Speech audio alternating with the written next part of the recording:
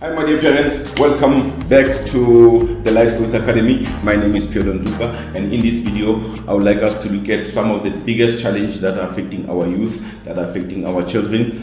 These things, they are so important because if we don't sort of find a way of addressing them, this is where they get demotivated. They don't see the reason why they should be even going to school. Alright, in this video, let's just look at some of the biggest challenges that we have. This is like a major challenge.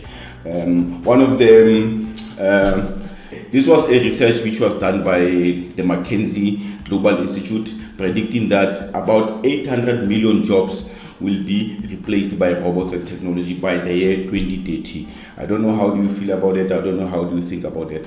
But this was a study that was done by the McKinsey Global Institute, predicting that about 800 million jobs will be replaced by robots and technology by the year 2020. Right? That is a question that I want to pose to you, and then I'd like to hear maybe your comments inside, your feedback and your opinions in regards to this thing.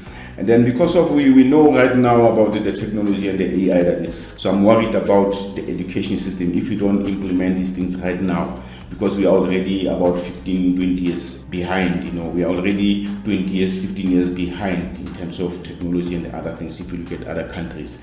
All right. So the biggest question is, how do we blend the strength of man and technology and machines? How do we use our skills, knowledge, and our abilities, our capabilities? How do we blend all these things with technology and machines? Because this is very, very important. And facts are, this is the fact, jobs are being lost every day, and more students are waiting to be employed. This is some of the things that we need to look at it, because these are the biggest challenges. This is the reason why in the previous video I said our children keep on asking, why do they even have to go to school if there are no jobs? Because they associate going to school and finding a job. So we need to review that, because lately in the recent years it has become irrelevant. The school has been producing industrial workers. We know about that. But now businesses, again, we need people who can create businesses. We need entrepreneurs. We need people who can come up with solutions to solve these type of things. And I believe if we teach our children not really what to think, but how to think, because the problem is we have a society that is not being taught how to think, but what to think. I don't know if that makes sense. I hope that makes sense. If I were to tell you about what to think about more than how to think, how to use your mind to come up with those ideas, to be innovation, when you talk about innovation and creativity. All right, so that is one thing that I want us to note as parents. In this channel, basically, we talk about all the things that are affecting our children, and as parents, the things that we can do. So I'm hoping that makes sense. Okay, some of the other challenges that are affecting our youth, and they also affect us as parents. I just want to go quickly through these things. Firstly is government chaos. We know the things that are happening in the government. And maybe it's time that instead of asking the question what the government can do for us, maybe the right question to ask now is, what is that we can do to help the government to solve the problems that are affecting us? So yes, but I know most of us are relying on the government to do things for us. But maybe it's time that we ask question, what is it that we can do for the government, just for the sake of helping our children, to creating a better future, to creating the youth that will be able to take this country to the next level. The second one, lack of true leaders and mentors. We've got lack of true leaders. We've got leaders, but they are not true leaders. Most of them are not true leaders, but not all of them. We still have got true leaders out there. We still have got people who are dedicated in their work, people who are willing, who spend sleepless nights helping our youth, helping our children. We need mentors as well, because we are lacking mentors. We need people, those who have already achieved greatness. Let them come on board and help our children. Give them tips, give them, some direction. And then in the other part, default philosophy. Maybe one may ask, what is this thing called default philosophy? It simply means you find people doing certain things their own, in a certain way, and then you simply follow that without asking why they are even doing that. Similar to the education system that we have, we simply join it, we follow as it is, we don't question, and that affects certain things about the things that we want to do. So if, for instance, I join a particular organization and they do things the way they do it, even if I see something wrong, but I don't question, I just follow. So we do have a lot of default philosophy. Philosophy is like a guiding system. We have, even if a guiding system has got a lot of issues, maybe there's got a lot of loopholes, nobody is actually asking questions. Why is it like that? Because we simply found it like that and we simply follow it. So usually when you find a lot of people going to one direction, maybe it's the time that you stop and ask, why are they going to that direction? If balowela, that means ulowela lebona.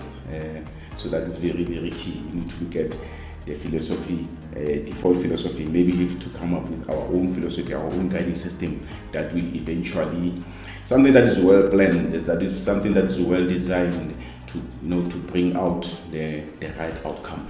Right. The third one, falling apart of families. Yes, we all have challenges. Families are falling apart.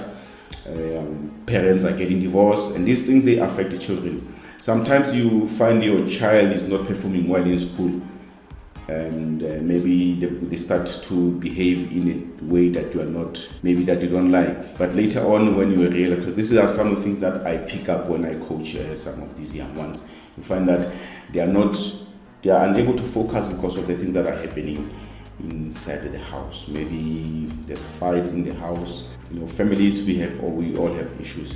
Maybe there's always noise. Parents are shouting, maybe they fight in front of the child, or maybe there's just that tension, things are not going well. So these things, they affect our children. We need to look at this. Unemployability and job losses. Unemployability simply mean if, let's say, for instance, I don't have the skills and the knowledge that will help my child to be at a better position to be employed. We know that a qualification on its own may not be enough for our children to land that job, that dream job that they've been looking for. But there are other things like soft skills that are needed to increase their employability. And then obviously, because people are losing their jobs, because now, if the market decides, because the marketplace decides, it's very selfish. It doesn't care whether you got a degree or you got a diploma, or maybe you are educated in a certain way, but the marketplace decides on whatever they want. If right now in the marketplace, technology plays a major role. So if you are not willing to sort of adapt, if you are not willing to go back to learning technology, if you are not willing to go back to the books, start gathering the right information, start teaching the right stuff to our children, then job loss will always affect us.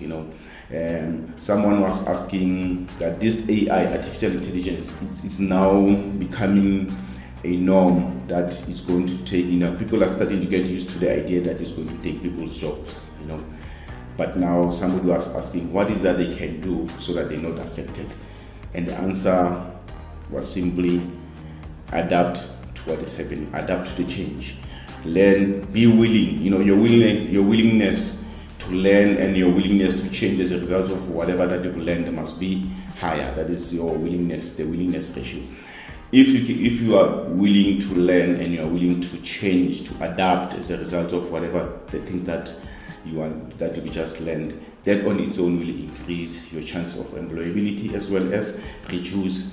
Because if in any company, companies right now, they want to do more, they want to make more profit with less. In other words, if they buy a machine or maybe something that is in a technology form, maybe they buy something that can be operated by only 2 people, and they've got 20 people. And then somehow they have to get rid of, maybe they have to eliminate 18 people, and then they leave only 2 to operate that machine. Maybe with your willingness to learn and your willingness to adapt, your willingness to change, you could be one of those 2 people that are left. But most of our people, unfortunately, the willingness to learn is dropping, or maybe they are not. It's like they are not willing. We want money, we want to get salary, but we are not willing to do the work. We are not willing to adapt with what is coming.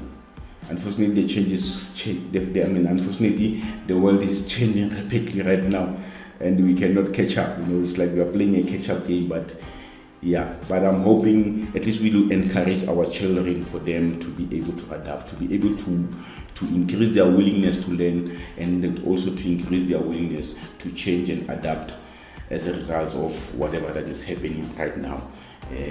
Technology is taking the world by storm. So AI, artificial intelligence.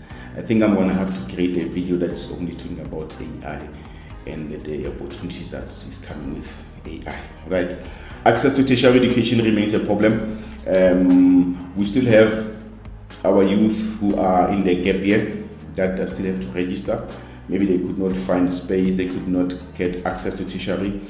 And then we still have got those ones that will be writing matric right now who are supposed to go to tertiary next year to register. Most of them, they may not find space because maybe the space will be reserved for those ones who were supposed to have maybe got admission last year, but they said they couldn't. So we've got challenges around access to tertiary education. But again, technology comes with platforms that can allow our children to study online. But for some reason, I'm not sure the education system or our government, it doesn't seem like they push this thing hard, because I don't understand why, with the technology that we have, creating online courses. There are online courses that are there, and we've got people. Part of what I do basically is creating online courses. So if we can create online courses which can allow anybody from any country, from anywhere, to study at their own time, at their own place, I don't understand why we still have issues such as access to tertiary education. If the child passed, if they can qualify, gaining access to tertiary education shouldn't be a problem. But this is South Africa. We do have all these type of challenges. But if you sort of have your child maybe having this type of issues, you need to look at that, my dear supportive parents. These are some of the challenges that are very, very serious that are affecting our children. Right, but maybe we'll have to have a special video specifically to talk about that, right? And then here's another part that is affecting our children. They are starting to lose hope. They are starting to feel like there's no help for them, and somehow they start to feel worthless. Any of these is very, very important, very, very serious. The moment they start to feel worthless, this is where depression starts to kick in, and they start feeling like they don't have value. And the moment they start thinking like that, what will be next? They start becoming depressed, and then eventually we may lose them through they start thinking of killing themselves. So we don't want that. These are some things that are very, very important. Lack of being resourceful is coming with poverty. We've got challenges with resources, but yes, even if we don't have resources, sometimes we have to start maybe thinking of what are the things that we can do to get the resources. Maybe can we ask somebody for help? Can we ask one of the people that believe so much in us for them to give us some kind of help, rather than just sitting and saying, I don't have the resources, and hope for the best, But maybe we have to start sort of coaching them, helping them to say, even if the resources are not there, let's go, let's try something else, let's learn, let's collect the books, let's do the research. Let's see who are the people that maybe could be in the right position to help us. Maybe the guy is trying to start a business, but due to some resources, they're unable to do that. But maybe there could be somebody out there who strongly believe that they can be able to win, and then they're willing to provide the resources, So the thing about asking is, if you don't ask by default, you're not gonna get anything. But what I like about the process of asking is that asking starts the process of receiving. If you ask, eventually you'll receive. It may not be immediate, but the moment you start asking, somebody has to look at that. Yes, you may not get the answer that you're expecting, but eventually, if you keep on knocking, you may knock at the right door. Right? And then unconscious incompetence. This is simply not being aware that you don't know certain things that are affecting your future, your success. Our children, sometimes they are not aware that they need some kind of a competency. For them to be competent, There are certain things that they have to go through. What type of knowledge, what type of content they're supposed to be consuming, what type of programs on TV they're supposed to be listening to, what type of YouTube channel, because they watch YouTube a lot, what type of YouTube channel they should be watching, who are the people that they are supposed to be listening to, so that they get inspired and so that they get the knowledge that they need. But unconscious incompetence simply means they may lack certain skills, but they are not even aware that they lack those type of skills. So this is where we come in as parents to help them, finding coaches, finding mentors, finding professionals that can help them, to identify their strengths so that they are able to learn, so that they become competent, right? Stress and depression, very, very important. I already spoke about it when I was talking about that point of feeling worthlessness and feeling like there's no help. Makes them to be stressed, and then eventually they get depressed. And then high level of stress is very, very dangerous. We know about that. And then I think the last point here, no career and personal growth. If they don't have a career that is well planned, if they don't see personal growth for themselves, that becomes a problem, because we know that if you are not growing, you are slowly dying inside. Part of what makes us human to love what we do, to feel like we are alive, is growth. If we are growing, you feel like at least there's a progress, you are getting somewhere. But if you are not growing, you are dying.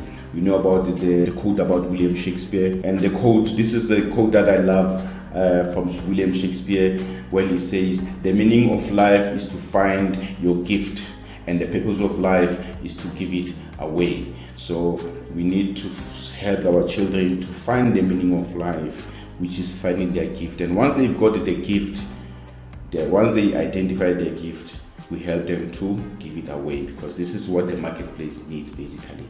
All right, that will be it, my dear parent. These are some of the challenges that I thought I should just bring them to your attention as a parent, and then let's see if we can be able to help our children solve some of these challenges by either getting the professional help, getting them a coach, getting them a mentor, even us getting together as parents to see if we can help them to address these things, because now we cannot rely on the government. The government must also play their part, but up to this point, we are not sure if we are going forward or we are going backward. But like I said previously, maybe it's time that we start asking what is that we can do for the government, instead of asking what is that the government can do for us. Because so far it seems like we are not winning. All right, thanks a lot. I hope you got something out of this video, and please share your comments, share your opinion, share criticism, whatever that you think maybe is relevant to this video. And then also maybe share some of the things like us to talk about that you'd like me to create videos on, similar or related to the things that are affecting our youth and the things that are affecting us as parents, to help our children succeed and grow, and have a well-designed career path, as well as living a lifestyle of their dreams, as well as us as parents, because we become proud of our children if they succeed. All right, thanks a lot, my dear parents. Remember to subscribe and share this video with your colleagues and other parents and other people that you think this video may be relevant to them, so that we spread the message. Until I see you on another video, cheers for now.